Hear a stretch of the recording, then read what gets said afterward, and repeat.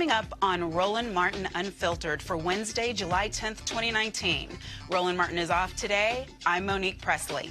New developments in the case against Lieutenant Governor Justin Fairfax. Is there an eyewitness? Senator and presidential candidate Kamala Harris has a plan to end the racial home ownership gap.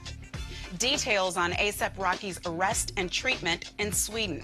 Plus, should drug dealers be charged with murder? And Botham Jean's killer wants a change of venue.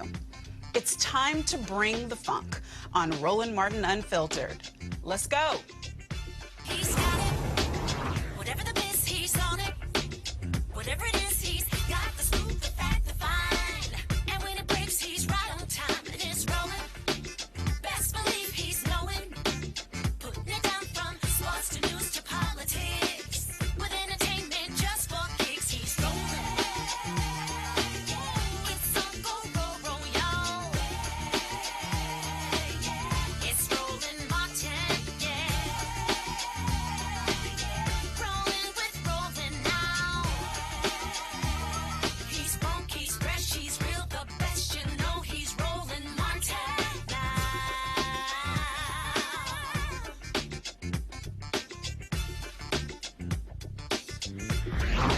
Martin. An attorney for Lieutenant Governor Justin Fairfax is again calling on the district attorney to investigate the claim of a woman who says Fairfax raped her in a frat house at Duke University in 2000. Fairfax has repeatedly denied the allegation, as well as the sexual assault claims from another woman, saying the encounters were consensual. Attorney Barry Pollock says there is an eyewitness who can come forward to say the rape never happened.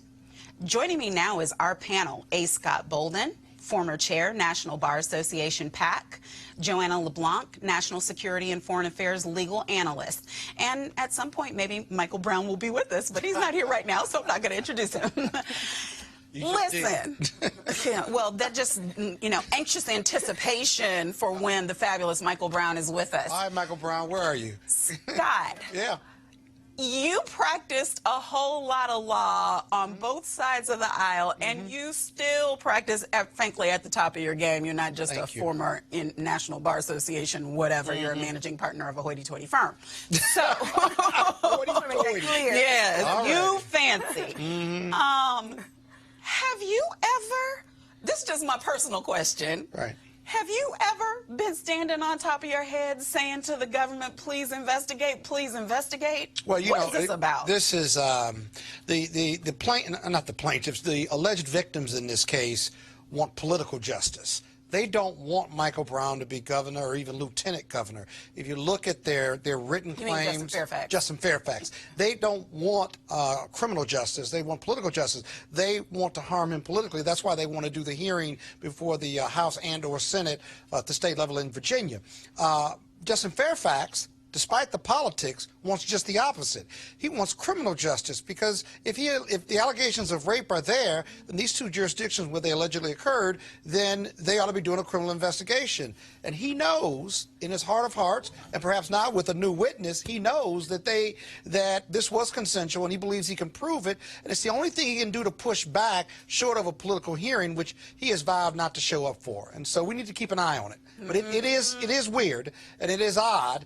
But I think this is the best thing that he can do for his political life. It's odd, Joanna. I don't know. My criminal defense bones just kind of quiver anytime anybody is begging for an investigation and begging for their client to testify and etc. And I've had a couple of cases where everything was supposed to go a certain way and then just didn't, and it didn't have anything to do with what the facts were. Yeah, and the unfortunate reality is that when it comes to cases of allegations of sexual assault and harassment, a lot of these cases are not even litigated in the court of law, right? The court of public opinion makes a decision. So look over here, right? If the lieutenant governor had stepped down because of pressure to resign by the some political parties, by the members of the public, he would have been out of a job and would not have been able to serve the public like he's always wanted to do in a very effective manner, should I add. So that's why I always say this. We should not litigate these cases in the court of public opinion.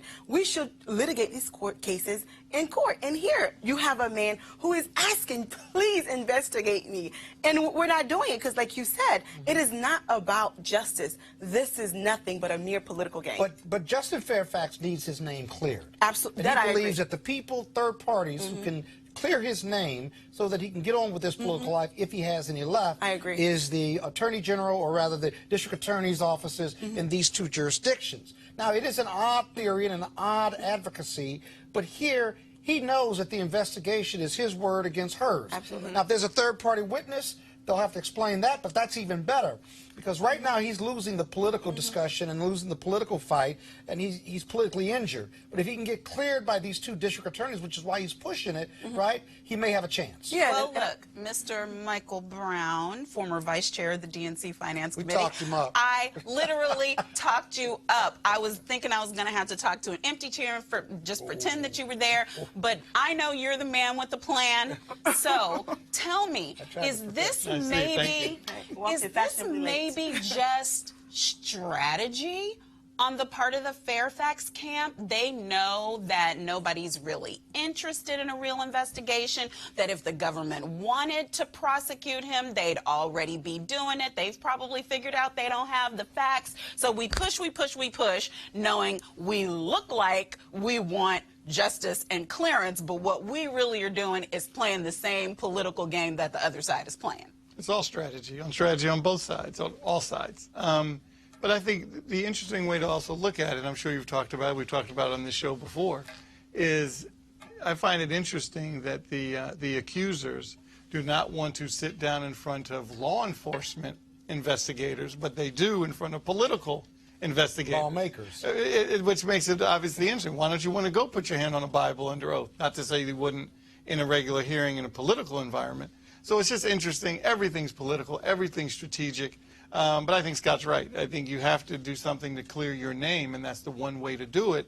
But he's also forcing their hand and saying, hey, step to the plate. Go up to Boston.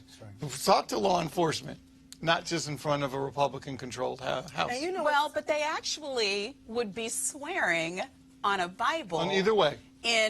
No, not either way. They would be doing that if they stepped in for the hearing, because they're under penalty of perjury if they do the hearing. If they go in for questioning, not so much. It could be used against them later, but all we have to do is look at the. You can't lie to law. You can't lie to law enforcement. I disagree with you. I'm not saying that you can lie. If they lie to the police, I'm not saying you okay, can they have lie. criminal exposure. They have exposure, Absolutely. but it's not the same in front of the world type of exposure that they have going into the circus they want. But here's my point.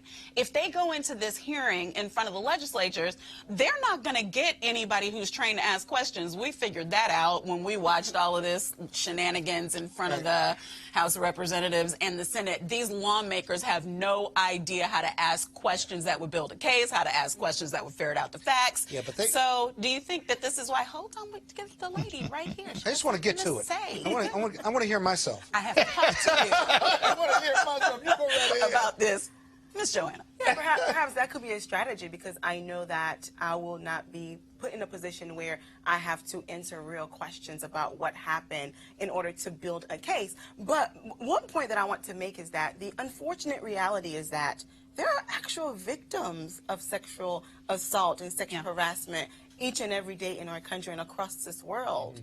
And by having a case like this, it takes away from the real issues. It takes away the legitimacy when it comes to people who are victims of sexual harassment. So who's the real culprit in this case? You know, nobody wins. Nobody wins. And my argument is that I am not arguing that this woman, I'm not questioning her credibility. What I'm questioning is the tactic that is being used in this case. And it's very troubling. It's very questioning. Well, Justin knows a couple things.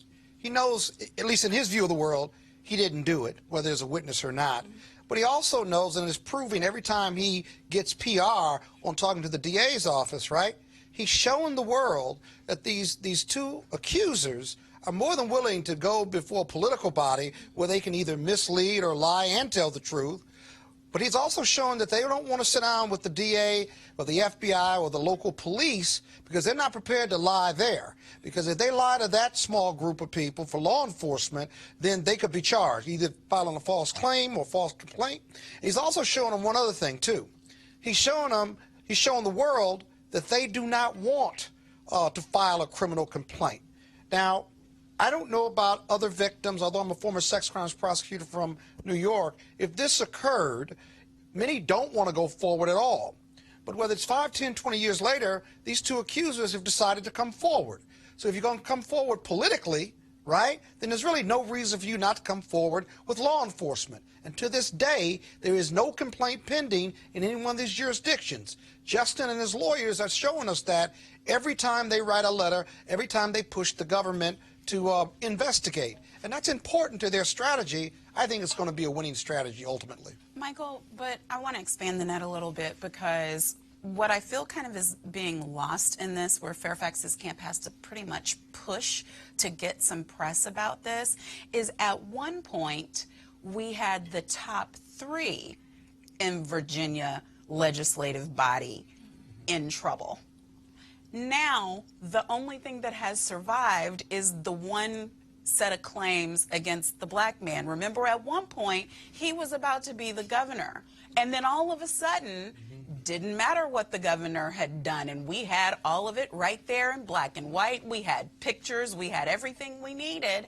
Then all of a sudden, we've got, again, these age-old claims that come out. And as Scott says, we've got alleged victims who don't want to file a complaint, aren't interested. From the very beginning, their lawyers say, oh, no, we're not interested in filing charges. We want this behind us. But we'll come to the dog and pony show that is the state legislature.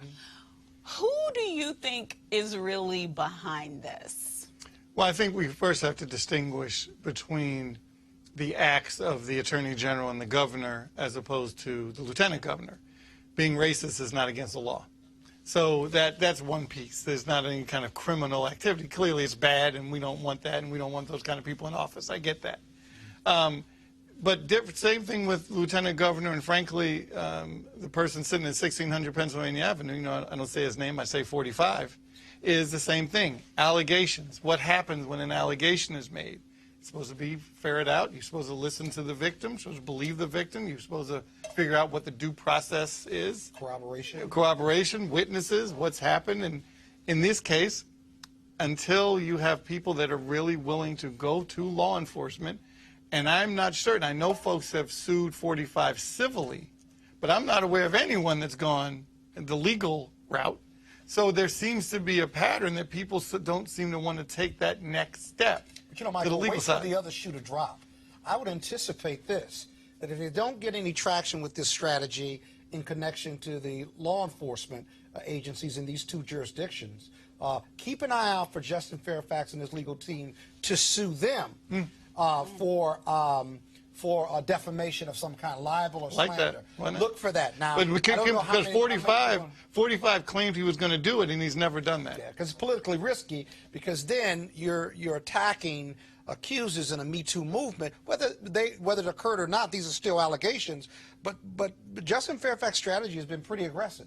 And I would expect that the next shoe to drop, if they can't get anywhere, once they play out the law enforcement piece, I could see them actually filing a lawsuit of defamation or slander or libel against the accusers if they really believe that they've gotten enough evidence and enough background on both alleged victims who don't want to report a crime but want to do political harm to him. Right. Watch for that shoe to drop. Right. Well, and I mean, obviously, that is expensive and that can be even more risky because now you're guaranteeing that a client who really should never have to be deposed, never have to testify, especially if they've been wrongfully accused. But he's willing to risk it all. He is, and he believes that if it's in the public eye, it's helpful to him because they're still not reporting a crime and they're still trying to do him political harm.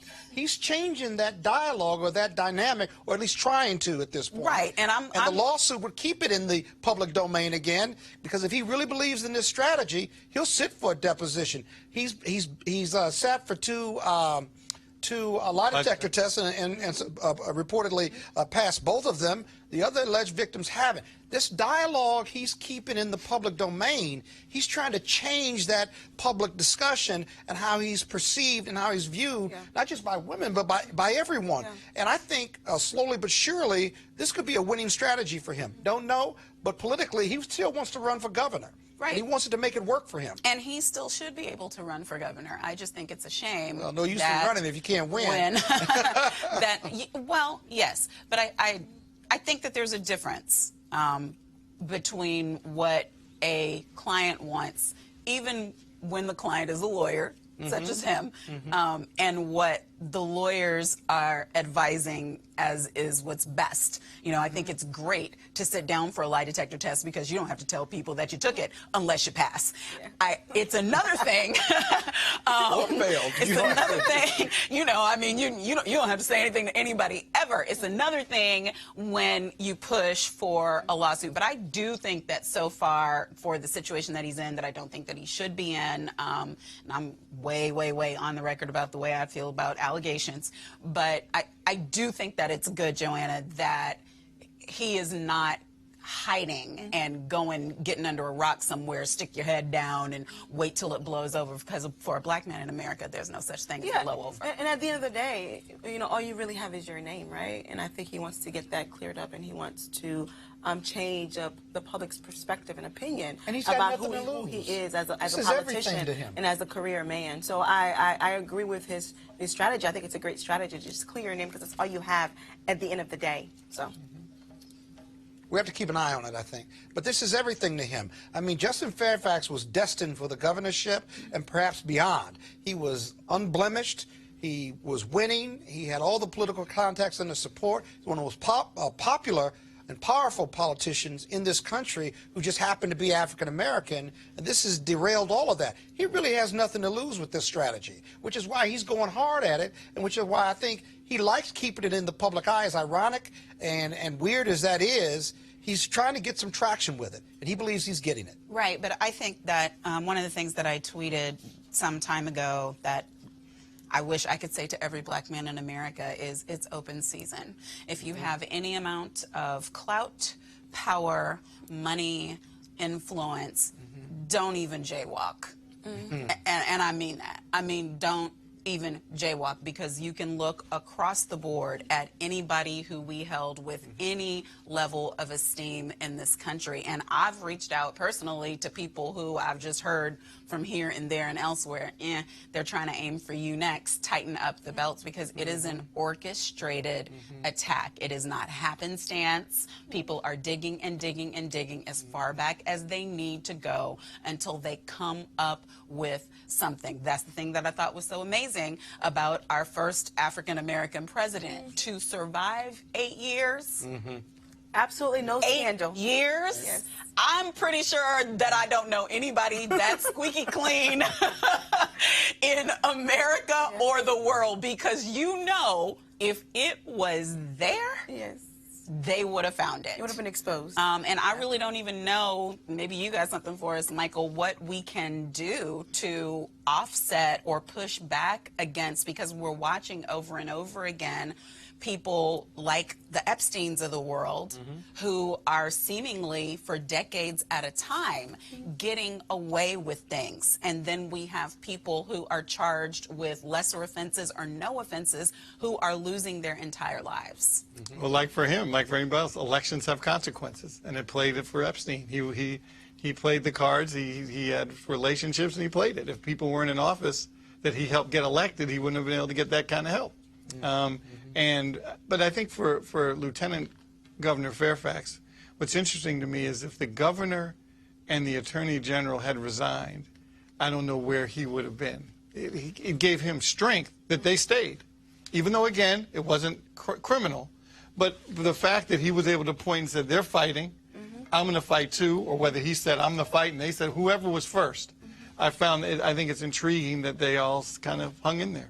That's interesting, because I'm pretty certain that if the governor had resigned and he had stepped into the job, the allegations probably wouldn't have come forward in the first place. But that's for another day.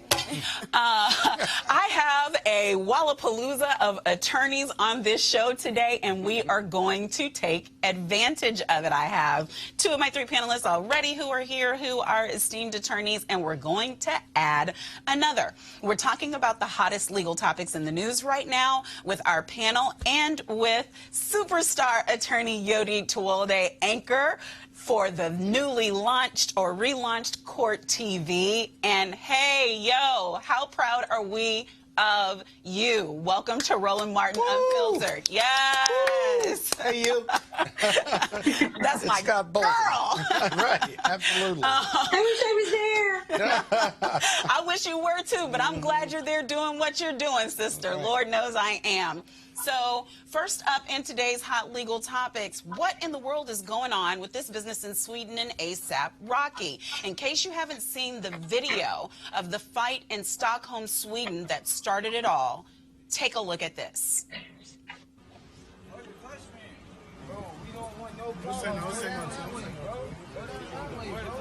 Just go that way, man. You're not too nice, okay? You go that way? I'm nice. Before I slap the dog shit out of you, go down that way. You're trying me right now. Go that way.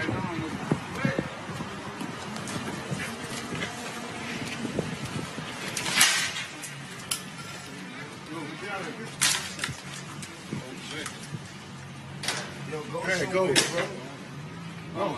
Come on. Hey, go this way. My iPhone. My headphones. Go this way. My friend. Go this way. Go this way. You know? Go this way. Listen. We don't want to fight y'all. We're not trying to go to jail. My headphone is fucking my headphone. You hit him with it. I want my headphone. I understand that you hit him with it. I want to go down the street. Go down the street. Go down the street. Listen, bro. It's okay, bro. You fuck it,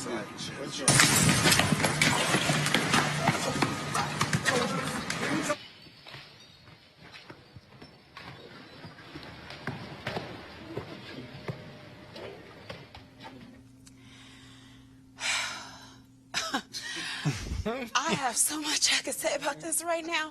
Since that happened, he was arrested. He's getting a lot of support from the hip-hop community, with reports of him being held in an inhumane, disease-ridden facility. That claim, of course, is being disputed. Yodit, first, where was the crime when, oh boy, whoever that was throwing stuff and starting ruckus upon ruckus? And how is it that ASAP Rocky is the one who ends up in this ridiculously long detention in all of these circumstances?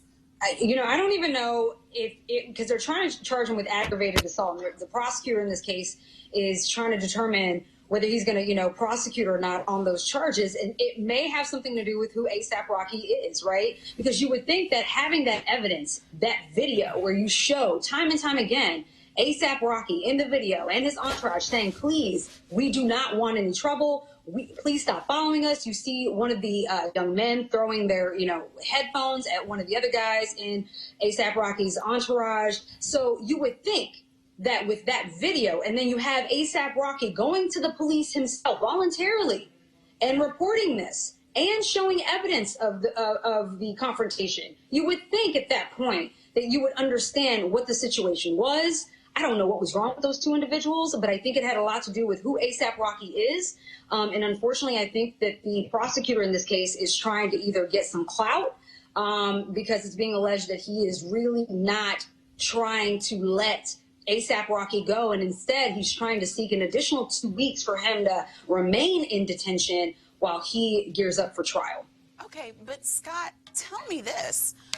Do we not have an obligation in our government to do something to assist this man? Well, I'm sure the embassies and the diplomacy is in place and working on what needs to happen. From the prosecutor's standpoint, what the prosecutor's looking at, and it may be right of what's been said already, but the prosecutor's also looking at that video that the African-American men could have retreated more, or they could have called the police. And at the end of the video, you see 3 or 4 of them beating one or both of the harassers, if you will. And so if you look at the full video, you're absolutely right. There's some good stuff in there for the rapper that's incarcerated. But the second half of the last portion of that video shows them being assaulted. And so I don't disagree with anything that's being said. This case, if nobody was hurt, or it needs to settle or go to mediation or what have you, but if he went to the police and the tables have been turned on him, then the lawyers need to get together and resolve it. If this was at the U.S. Attorney's Office in D.C., they'd be in mediation right now. Well, we would hope. I mean, people are being held when they shouldn't be held, even in the United States, you know, where you can't buy yourself out. Obviously, he would have been able to pay, we would think, for some bond or some bail or for whatever in order to be released, pending. I don't know. And that's what I'm saying. So he was denied bail. He was denied considered bail. a flight risk. Wow. Great. Yeah. Well, he certainly is, but that would mean the embassies and the ambassador to Sweden, which is a neutral country, ought to be involved negotiating some resolution.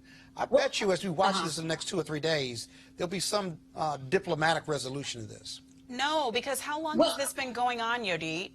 Well, apparently, so he's been in for at least, we know, 5 days, because it's been reported that he's only been able to eat 1 apple a day for 5 days. But not to mention what you're saying about diplomacy, Scott. Under the Vienna Convention for Consular Relations, it's a treaty signed by both the U.S. and Sweden. ASAP has the right to immediately see and consult with the consulate. And so when he actually requested one, and when the consulate official appeared at the detention center, he was denied access to him. So then 2 days later, he finally was able to talk to the consulate, but only in the presence of Swedish officials. So if you think about it in terms of how we do things here, you obviously have a constitutional right to counsel and to have private communications that's protected under the attorney-client privilege. He's getting none of that whatsoever, so they're in clear viation of this treaty. Good point. And in all places, Joanna, Sweden, the place where we're supposed to go, They got where we racists in figure Sweden. everything. Look, listen, They got racists everywhere. That's for sure. But we would hope, in terms of a judicial system that's going to offer some measure of fairness, especially since our own DOJ is a little sketchy right now. I mean, what steps need to be being done here? Yeah, I find it very problematic that he was not given access to the consular. Like, because under the, like she said, under the Vienna Convention, you have that right as a citizen who is abroad. When something happens, the first person you call, the first body that you contact is the U.S. If you're a U.S. citizen, you contact your embassy or whatever citizen or whatever country you may be. You contact that embassy of that country, and then they're supposed to provide you with assistance. So I'm trying to figure out, like, you know, am I missing something? Are there more facts that we don't know about? Because I don't understand why he was not given access to. Well, he had access to them, but not immediately though. Not immediately. Well, it's being alleged that the consulate was denied access because they didn't want the consulate to see the conditions that they're exposing him to. Apparently, he's in 24/7 solitary confinement. He's not getting the food that he needs. It's basically like walking into a toilet, is what someone said. And so, because of the conditions, the inhumane conditions he's being exposed to, they didn't want the the official from the U.S. Embassy to see that. That could be the reason as well. But nonetheless, still denied access. And right now, we don't even know if he's really going to be charged or not. So he's being detained indefinitely. And, you know, something needs to be done quickly. So, Michael, what are some things we can do to turn up the volume here? Because I put no faith right now in the manner in which our Department of Justice is running and the types of edicts that are being sent out around the world. I mean, it is obvious that favoritism is at hand in the way that people who are charged with crimes, even crimes against the United States of America, are being treated. What do we do? I'm going to go a different direction because everything you guys have been discussing relative to the legal part of it and diplomacy and all that is absolutely correct. But which is something you alluded to earlier, is that the rules are different for black people. And sometimes you need to turn and walk away. Because what do you have to lose if things go south? And this is what you have to lose when things go south. Yes, were they being obnoxious? Were they being annoying? Of course they were. But you were the one with the bodyguards. Just walk away. There's no. And you have more to lose. You have absolutely more to lose. So you've got to walk. What is the macho being tough, beating up 2 guys that are smaller than you? Well, I gotta I disagree, guys. Ooh, Come on, please, Yodi, because my hair was about to stand on edge. No. Come on. No, listen, this is super Would you? You have responsibility. Yes, it is. That's We're right. talking about super responsibility. You're right, and Yeah, you're and totally Sweden right. is wrong. Absolutely. And these kids are Correct. And the harassers are wrong. Don't get me Correct. wrong. Michael's talking about greater personal responsibility when you've got a lot to lose compared to the other person who's harassing you. The And I know he and I walk away every day in our day-to-day life about it. Every single day. Every Yes, day. but whether it was you, Michael, whether it was you, Scott, and you did not walk away, if you had that one too many offenses against your manhood, against your blackness, against your black manhood, what you're supposed to have is laws that protect you, a country that stands up for We you, agree with a all that. lawyer that Agreed. speaks for you. Agreed. No. But the no. rapper's in jail. Maybe so, they should. so he in Yes. jail, though, and Yes. he's trying to get out Yes. of jail and get back He to the is in U.S. jail. He could have avoided all of that by taking No, I don't super think he could have avoided responsibility that. for I mean, how many yourself times can you and say walking leave away. me alone? He And had a he recorded the incident I for that understand. very same reason, right? And so we tell young black Americans, black and brown people here to do as they're told when they encounter police, and guess what? That still doesn't work. But why do we record? But yo, We no, record let me because say we- this. I have to. Let me I say can't, this, though. I can't. We can't even. It's I can't hard even for let young you. African He American is men still to take talking. that super responsibility, but we've got to tell I think them he that did. too. I think he did as many times as he Okay. could possibly. I'm and maybe sorry. physically threatening. All lawyers stand down. We're not done. Next up in another our thing. next up in our legal roundtable, there's plenty left to argue about. Under the new North Carolina law, a drug dealer who illegally sells a controlled substance that causes someone's death could be charged with second-degree murder. The so-called, quote, death by distribution, end quote, act, signed into law Monday by Governor Roy Cooper, allows prosecutors to charge dealers with a Class B2 felony, which carries a penalty of up to 40 years in prison if they have a previous unlawful distribution conviction. Yodit, listen here. It's one thing, I know what conspiracy is, so before anybody tries to go there, I'm talking to Yodita, I'm talking to Scott, I'm talking to Joanna, I don't want to hear nothing about no, if you're the one driving the car and somebody gets killed in the bank. No, that's not what this is. This is you sell a dime bag to somebody who has an allergic reaction and dies, and now you're in jail for 40 years. Your thoughts, Ms. Tuolde?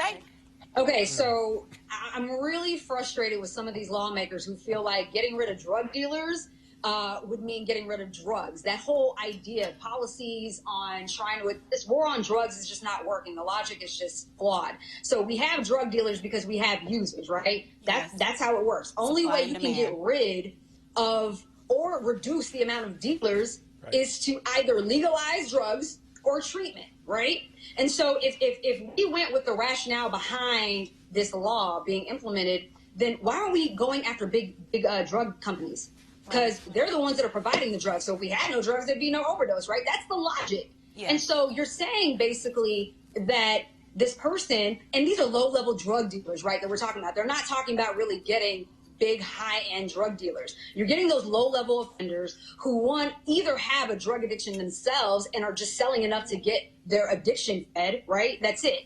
But you're really talking about spending more money on prosecution, spending more money on jails and prisons, because that's exactly what's going to happen, because we're going to be filling up those jails with low-level offenders, those individuals that are selling, dimes, if that's what you call them. But yeah, so I think that the motive behind this law is very suspect. We know who they're going to be targeting with this law, but to basically remove any and all accountability from the individual who chooses to overdose or use drugs is ridiculous. And Joanna, what she's saying but not saying, I of course am going to say directly, this disproportionately and directly affects the African American community. It directly affects young African American men. It is just furthering the over-incarceration slave wage game that the United States has been playing ever since slavery was so-called abolished. But it's going a step further, because now something that you could have gotten probation for, you may be facing 40 years. Yeah, and I agree with you, Monique. I'm very concerned. And the reason being is because in communities where employment opportunities are scarce, right? And the school systems are completely broken. You find children and young adults who fall prey to selling drugs, like she said earlier, dime bags. And now those folks are at jeopardy of being charged with a felony, with murder rather, in the event that someone were to die of suicide as a result of purchasing a dime bag. I think this kind of legislation is specifically targeting certain people, and like she said as well, it's a very suspicious legislation, and I'm appalled because it's targeting people who look like me and people from my respective communities. It's a pretty race-neutral statute. You know, it applies to white people too. All you have to do is not sell drugs, right, Scott? You and Michael are trading on with our personal responsibility panel today. Come on, give it to me. Let me just say this: you can't OD on a dime bag, first of all. You can't. No, you can have an allergic reaction Then, to drugs. They didn't okay, I'm gonna say take you back to overdose. Torch 101. They said die. So if you have an illegal, if you have a reaction, that's not if you have a what the law reaction, says. your scenario was a reaction to weed or whatever you've been selling, right? That would be what we call cocaine, a supervening, intervening act. If somebody finds out. Right. And do you know how hard If it is they to connect the research it. drugs back to the drug dealer? So this was a When they following you every day, all day, not that hard at all. This was targeted for opioid users and sellers, as well as cocaine and all drugs. First of all. Second of all, these jurisdictions who have these laws have successfully prosecuted dealers where the user has OD'd. Tell that to the family of the user. Right? Tell that to the family of the users who they get a bad case of drugs because they're addicts and they can't protect themselves, and then the drug dealers are taking advantage of them, and they do have a negative reaction, right? These laws are constitutionally sound. They're race neutral, and they apply to everybody. It's murder. Well, wait a minute. But for them giving me the drugs, but for me giving them the drugs, that person would be alive. What's wrong with that law? Now we're back to the but-for test. Social. Now we're on the but-for test. The but-for test we're like in first-year law school right now. It lives. I think this policy on its face looks very neutral. But but-for, Michael? That's a hell of a standard. I think that this policy on its face looks very neutral, but in its actual implementation, it's going to be detrimental to a certain group of people, period. That's just the reality. For white people and black people. Would you agree with that? Because they're the low-level drug dealers that are selling this stuff. Scott, so why don't you hold big drug companies criminally liable? Well, I was going to raise that too, because they distribute more opioids than anyone else. However, they don't administer it. That goes to the doctors, and the doctors are being prosecuted for pill factories and other crimes that are committed based on their over-distribution of opioids. So I haven't forgotten about the big drug deal. Are they being prosecuted for murder? Pardon me? Are they They're not being prosecuted for murder, though. Oh, yes, they have. What about the doctor who gave Michael Jackson too much propofol? He was prosecuted, and he spent several years in jail. So you pull from the one unicorn in a field full of sheep, and what you're saying. And when we call back to my big law firm, I'll have you some other cases in about 20 minutes. And you'll be defending the pharmaceutical companies. But, Michael, any thoughts? Any thoughts? No, I'm gonna be Switzerland on this one. You're gonna leave me alone on this one? Okay, that's fine. Go on. I'm serious. You can go to the. Really okay. Mike is like, I'm not even touching it, and I would prefer we move on. Fine. Our third hot legal topic is about the murder of Botham Jean. Former Dallas police officer Amber Geiger is going on trial for the shooting death of Botham Jean after allegedly mistaking his apartment as her own. Yes, she allegedly mistook the apartment and then shot the person inside. That's the way that works. However, with her government-issued pistol. However, her attorneys have filed a change of venue motion to move the murder trial out of Dallas County. The reasons her attorneys give is prejudicial and inflammatory media coverage. Well, I personally would love to see how this plays out. I mean, this will be really interesting. Tried that one a few times myself. Yo, Deed, any thoughts?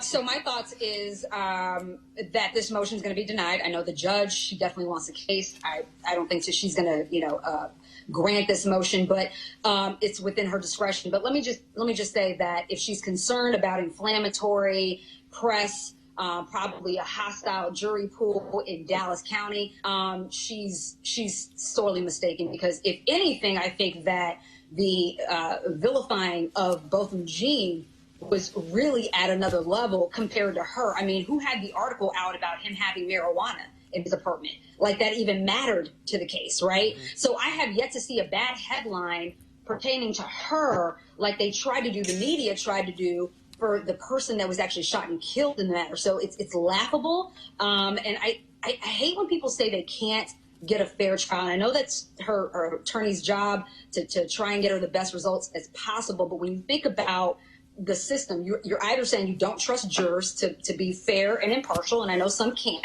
But when you think about high-profile cases like George Zimmerman, you had Casey Anthony. I mean, she was hated in America, and guess what? She also got an acquittal. So it's doable. I think her case is most certainly not the exception, and I don't think she's going anywhere, and she deserves to be tried in Dallas, where she allegedly killed and murdered Botham Jean. So. Right, and people forget these facts, Scott. I mean, the police department covered and protected. She was given all of that time before she had to do an official statement.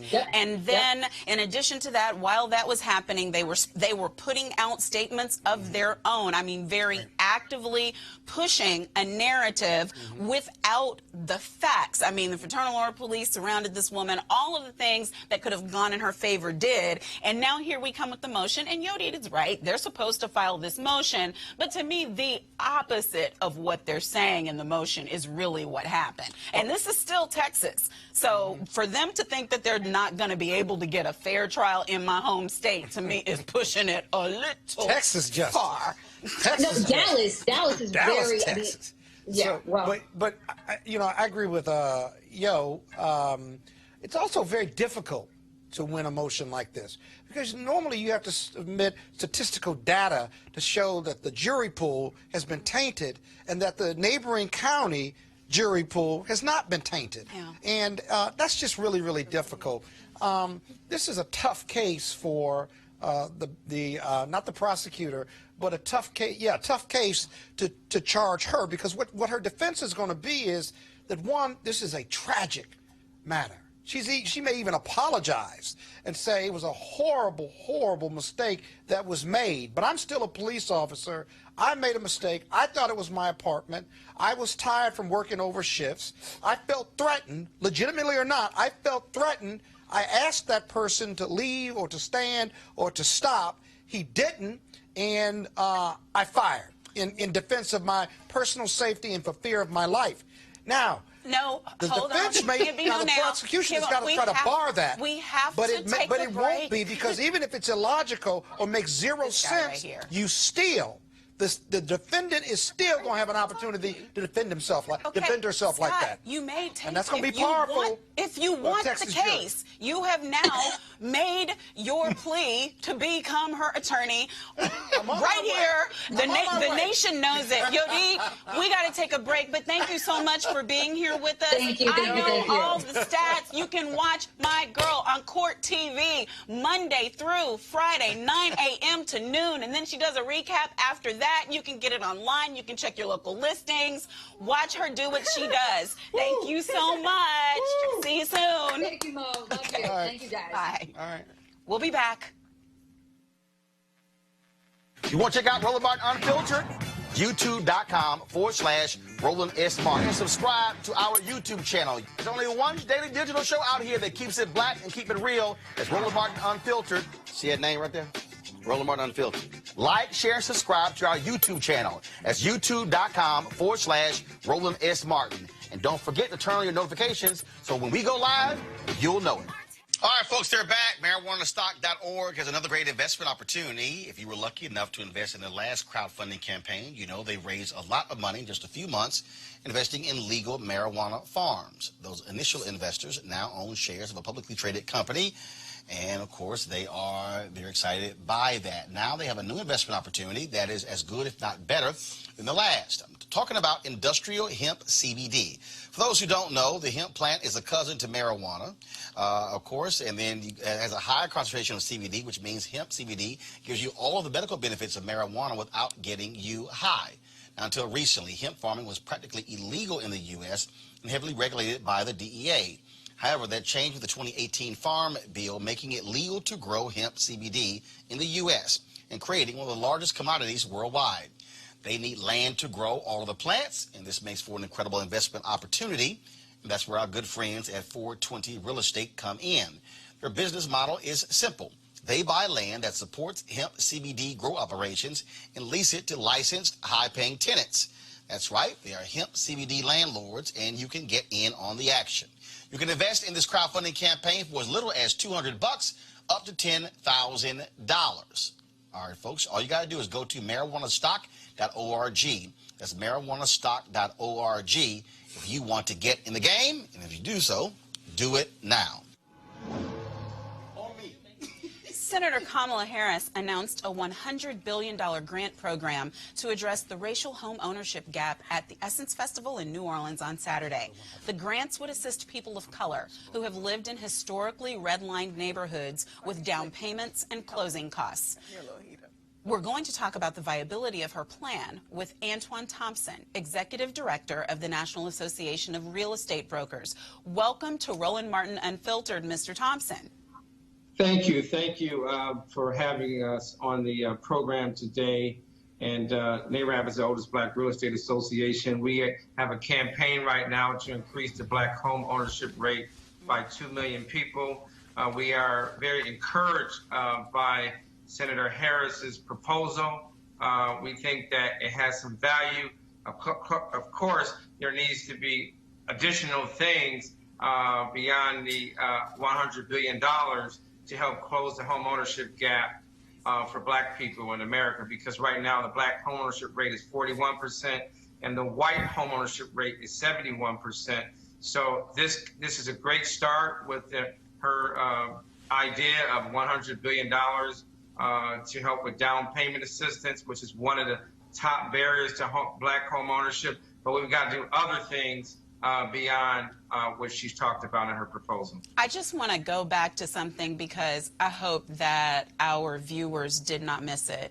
You said that the Black home ownership rate is 41% compared to a rate that is 30% higher for whites in America, and people wonder where the wealth gap is. Isn't it true that we really are looking at one of the most relevant statistics where that's concerned? Absolutely. We've been able to bridge the gap in America in education attainment, and we've been able to bridge the gap to some degree in terms of wages.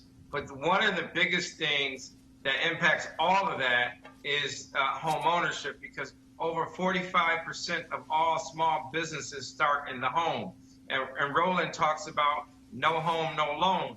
And so home ownership is the one thing that African Americans before slavery and after slavery have always been on this quest to obtain and acquire land. And there's been all these barriers that have consistently limited the ability for African Americans to not only acquire land, but also to have a fair shot at acquiring it and obtaining it. So this proposal that Senator Harris has put forward is a great start, but we also need to make sure that we have credit reform in her proposal. It talks about updating the Fair Credit Reporting Act. We need to also strengthen the Home Mortgage Disclosure Act. We need to push for a bill that Congressman Meeks is sponsoring, the American Dream Down Payment Savings Plan, which would allow for people to save up for the purchase of a house the way we do with the 529 for college.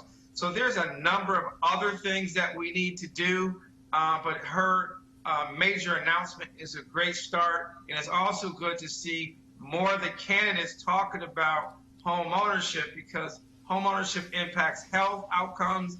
It impacts our ability for our kids to stay out of trouble. And many of our people, whether they want to start a business or send their kid to college, homeownership impacts all of those things. Now, what do you think about the fact that the funds are going to be offered specifically in red-lined areas? We've been watching the conservative commentators, pundits, and anchors talk about how this is some sort of reverse racism, even though, I mean, I'm not asking my thoughts, I'm asking your thoughts. Had to get back on track there, lost myself. What do you think about the appropriateness of it being red-lined districts? Well, I think that, you know, although gentrification is happening across the country and whites are moving into many of these formerly red-line areas, the fact of the matter is that we have many communities across the country where African Americans neighborhoods are still red-lined. It's not even formally. The fact of the matter is that it's still, black people are denied mortgages at twice the rate of whites, even when they have similar economic profiles. It's still hard for African Americans to get homeowners and property insurance in certain neighborhoods. So I think it's a good effort. I would say it shouldn't be limited to just those areas, but clearly there's enough documentation out there that shows that the areas that were redlined by the federal government in the 1930s, 1940s, 50s, and 60s, that those neighborhoods that were mostly black and brown, that you can trace their economic conditions back to that time period. So there just needs to be some restitution for that injustice that was perpetrated by the federal government on black people. And what can we do about what you said about the fact that we as African Americans are denied loans at higher numbers? Because what I know for sure is banks can loan money to who they want to loan money to, and it doesn't really matter whether you're credit worthy or so-called credit worthy or not. If they have a program, they can develop a program that fits your needs. But it seems to me that then we end up on the other side where we end up with predatory lending practices. What is it that we can do on the lending side of things in order to solve that problem? So the first thing is we've got to get our local, state, federal, community, and civic leaders talking about this massive problem, which is that 51 years after the passage of the Fair Housing Act and all these other laws afterwards, we still have a 30-point gap between blacks and whites in home ownership. And what can we do? And first thing is our leaders, whether they're a tenant leader, or a neighborhood leader, a business leader, a faith leader, or elected official, they got to first ask the question to their local banks. What are you doing? What are the home ownership rates in our neighborhood, in my community? And what are your lending patterns? What's the ratio for every black person in my neighborhood? Is this true? Show me the data. Because if they ask the question, every city council person this October, we would encourage them in this October to have a hearing on black home ownership. Bring those lenders in. Bring those state and federal agencies in. Ask them, what is the home ownership lending disparity in my community? Because if you ask the question, start by asking the question, then they got to answer. And NARAB is here to help you with the solutions as well. They got to first ask, they got to demand action, because throughout much of the country, the disparity is so significant, and most local, state, and federal officials have no idea that this is happening. All right. Well, I appreciate you being here with us, Mr. Thompson. I got to move on to the next story, but tell us real quick, what's your website, or where can people go to get more information? They can go to NAREB.com, or if they type in black home ownership, we're one of the first three hits. NAREB.com. And thank you for having us on this program. Thank you. While Roland was at the American Black Film Festival, he had the opportunity to sit down with screenwriter, director, and producer Reginald Hudlin about his documentary, Black Godfather. Here's that interview. All right, let's talk about Black Godfather, Reggie Hudlin. This is, first of all, an absolutely amazing documentary. And what I love is, for someone, I know Clarence, you know Clarence, but for that person out there who has no idea who the hell this black guy is, he is the man who everybody wants to know. Absolutely. you know, one of the most gratifying things is you see people who know Clarence very well who go, you actually got him. You got the whole him, which is very touching.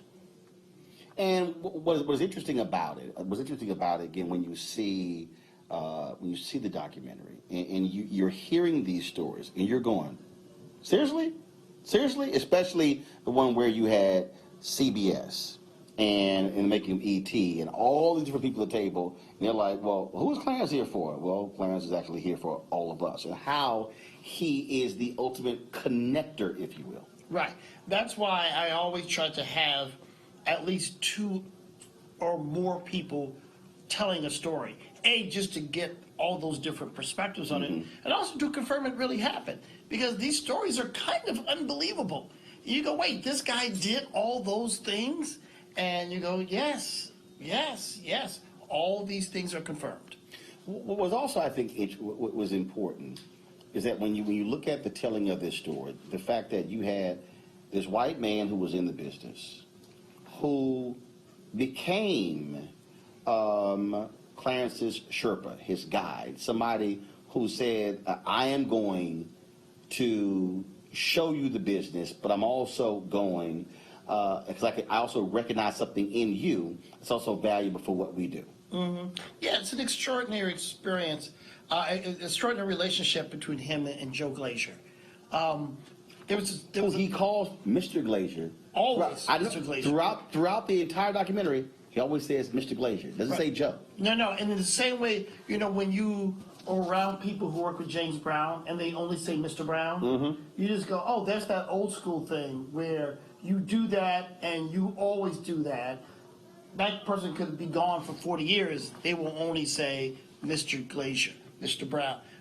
There's this great story, not in the film, where Joe Glazier loved baseball. He had a section at Yankee Stadium, right? When there was a nameplate that said Joe Glazier, where he sat. And so he would call Clarence and go, we're going to the Yankee game. Pick you up at 6:30. So they'd be walking down to the seats and Clarence would stop because at a certain point, black people aren't supposed to go. So Joe will turn around and go, what's wrong with you? Because I'm not supposed to be done there. So you with me. And not only would he take Clarence down there, he would tell, hey, Governor Dewey, move over. This is Clarence's seat. He's sitting next to me. And he would tell Clarence, just listen, you're going to learn some stuff. That is wild. And then what he is seeing how power is wielded. Yes. And Joe's statement at the end of that is like, this is going to be a little, in the vernacular. Joe would say, they shit just like you shit. Like, there's no reason for you to defer to anyone, whether they're a movie star or a politician, whoever. They're all just people, just like you. What's also, I think, compelling about this particular documentary is the fact that here is someone, not more than a 9th grade education, but it shows people the value of the other education, the one that you cannot get in a classroom. Absolutely. Clarence grew up in an environment where it was a fight to survive. It was a fight to survive in a home with an abusive stepfather. It was a fight to survive in a town, infested with Klansmen, where you couldn't walk down the street without a possible threat to your life. And so through that, he developed not only the instinct of how to survive, he maintained a value system that said, I'm going to fight for right. And that's quite exceptional because you can get into a survival mode and be very selfish. Well, it's just, I'm fighting to live. I'm fighting to live. But it's like, no. Let's fight for right. Let's fight to protect people who are defenseless. That's a different, higher mental state. seriously give me the wind up. I know. I'm like, it's never gonna happen. no, that's yeah. Yeah. Y'all about to get cussed out over there. No, we're. Who is they? Me and Kevin already had a different conversation. All right, let's go. So here's one of the things that also I thought is so there's this point in the documentary where it's these 5 white guys, all of these music heads, all of these folks are sitting there and talking about him, and I'm watching it, and I'm literally saying, why is it Clarence in one of those positions? Because they're talking about his brilliance. They're talking about just how this dude, just how smart he is, and I'm going, why in the hell isn't he in one of those positions, earning the millions and millions of dollars, and not having to have a couple of his friends bail him out when his record label goes under and he loses the radio station? And I thought about other African Americans who just as smart, just as brilliant, but never got to sit in that top seat. Look, I agree. I think in the unique case of Clarence, I think Clarence ultimately decided he loved making deals, he loved connecting people, but he didn't enjoy being an operator. You know, so even though he had 2 record labels, he had a radio station and all that, what he liked most was the deal and the hunt. So I think in the back half of his life, he said, that's what I like to do. This is, so I'm going to focus on that. That said, there are so many enormously talented people who do not get the shot that they deserve. And the opportunity to prove themselves, the opportunity to mess up, and then get a second and sometimes third shot. And that's a shame. And hopefully this movie will inspire more people to ask that same question that you just did. It took you 3 years to do this. An enormous number of celebrities who were in this. And you watch it and you go, dang, who didn't this dude connect with? Absolutely.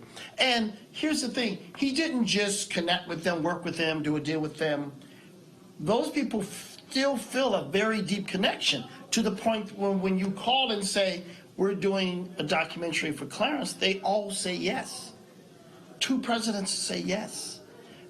2 of the greatest sports legends ever, Jim Brown, Henry Aaron, say yes. Unbelievable. But they say this guy made a meaningful difference in my life.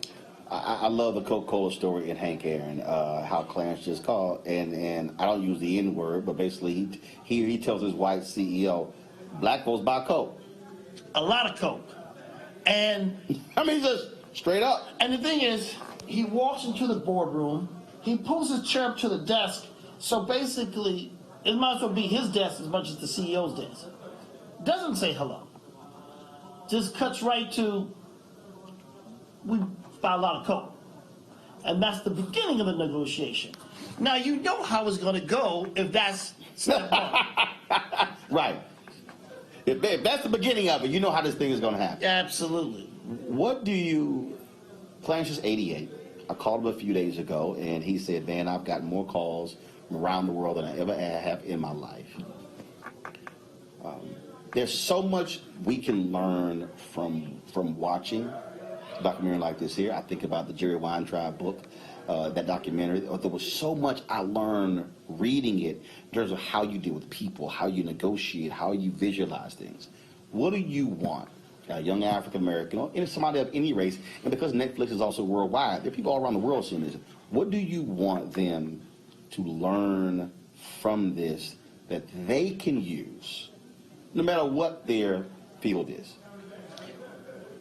Clarence's ability to evolve is unbelievable.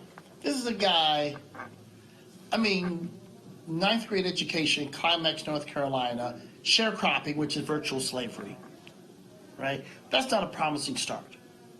But somehow he made the most out of any window of opportunity he was given. And he was able to rise to the occasion to the point that he's sleeping in the Lincoln bedroom of the White House. He's doing deals with the top power brokers in New York and LA. is because he never hit a ceiling where he wasn't competent anymore. He kept having curiosity, he kept learning, and he never said, here's these external reasons that have stopped me from getting what I want. He always checked himself and said, how do I grow to be ready for the next thing? And that's a lesson for every person. I don't care what level you are right now. Last question. You've got a ton of stuff. Yeah. When I interviewed with when I talked to Harry Belafonte, he had 800 hours worth of content when he did his documentary. Mm-hmm. What the hell are you gonna do with all the rest of that stuff? Because I'm taking it's a bunch of stuff that you haven't even used. Yeah. There's a bunch of stuff. There's some amazing stories. I just, mentioned one to you. There's right, which was the one about Joe and the and going to the stadium. That wasn't in the documentary. Right. We have an easy hour of stories. Just great stories, great deals, great everything.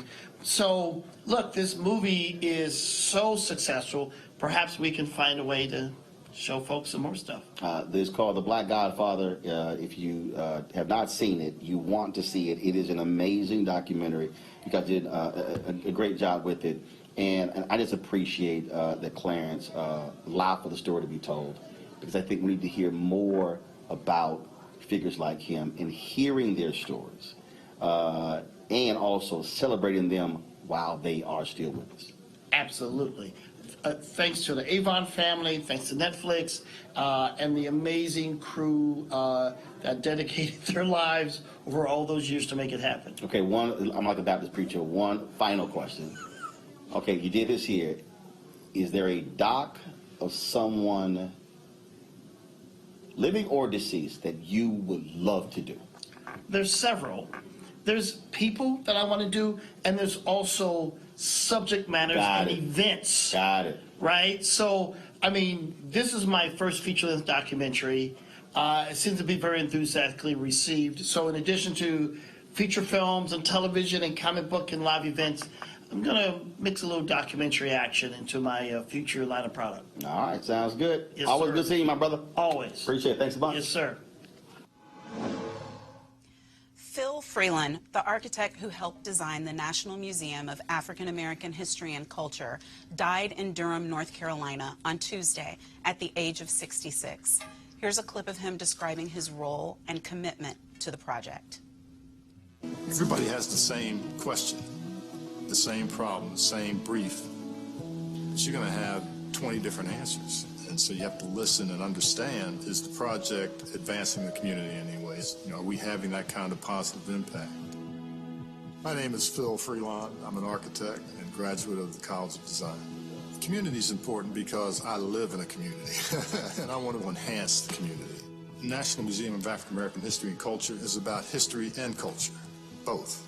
Telling those stories and being part of the narrative is an important element of the design, right? And so if our museum is furthering the understanding between cultures and recognized for the power that it can have over people's lives. And the payoff is at the end, there's something there that is going to be standing for a long time and is going to be valued and used and move culture forward. Freeland was diagnosed with ALS in 2016. After his diagnosis, he helped raise awareness for the condition by starting a foundation called Design a World Without ALS. The foundation raised money to research the disease and help support those living with it. In addition to the African American History Museum, Freeland is behind the designs for the National Center for Civil and Human Rights in Atlanta, the Museum of the African Diaspora in San Francisco, and Emancipation Park in Houston, among others. We send our thoughts, prayers, and gratitude to Phil Freeland's family and all who loved him. Well, we are finally at the end of this show. That is it for this edition of Roland Martin Unfiltered.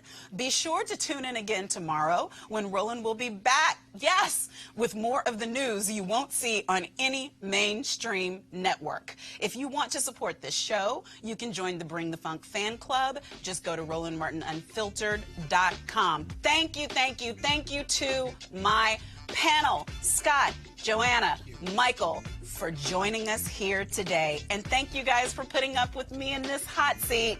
He'll be back tomorrow. Holla!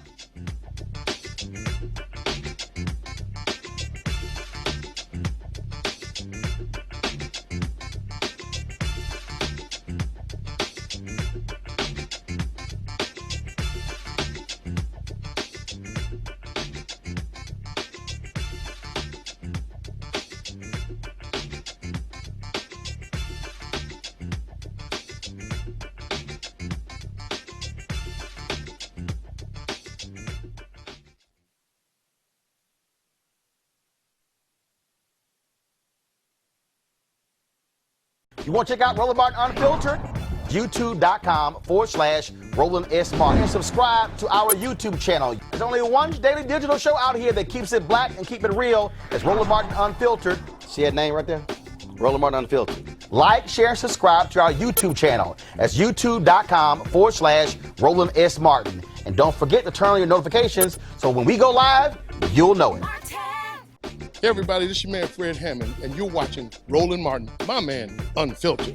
Hi, this is Essence Atkins, and you're watching Roland Martin Unfiltered. Hey yo, Peace World, what's going on? It's the Love King of R&B, Raheem Devon, and you're watching Roland Martin Unfiltered. Hi, my name is Brescia Webb, and you're watching Roland Martin Unfiltered. Ow. Well, I like a nice filter usually, but we can be unfiltered. What's going on? This is Tobias Trevelyan, and if you're ready, you are listening to and you are watching Roland Martin Unfiltered. What's up? I'm Lance Gross, and you're watching Roland Martin Unfiltered. Hi, this is Cheryl Lee Ralph, and you are watching Roland Martin Unfiltered. I mean, could it be any other way? Really? It's Roland Martin.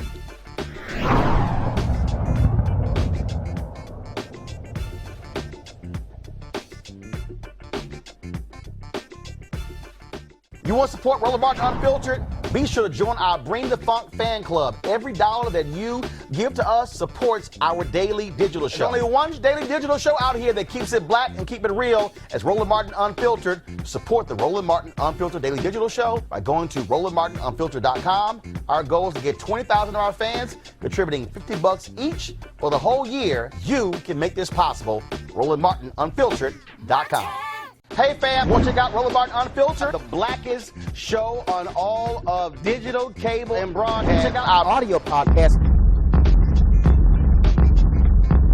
There's only one daily digital show out here that keeps it black and keep it real. It's Roland Martin Unfiltered. Press play.